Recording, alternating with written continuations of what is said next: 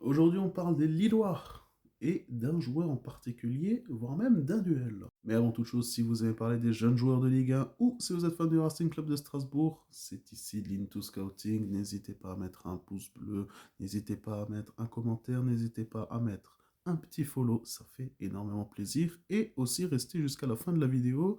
C'est bête, mais ça aide énormément dans le référencement, je viens d'apprendre ça, donc c'est sympa.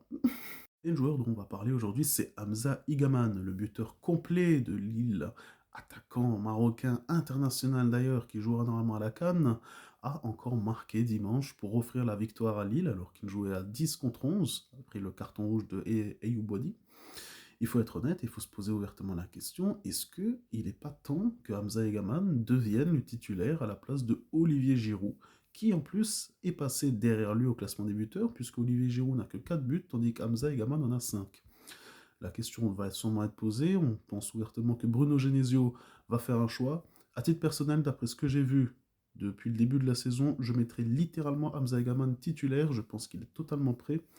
Et malheureusement, même si on apprécie tous notre bon vieux Giroud national, il faut être honnête et il faut dire que le manque de vitesse est extrêmement important, surtout dans cette Ligue 1 où il y a de plus en plus de jeunes. Et pour le coup, Hamza Egaman, la vitesse, lui, il a aussi la force, il a la finition, il a l'intelligence de jeu. Bref, on parle d'un buteur ouvertement complet et qui ira sûrement très très très haut dans le futur.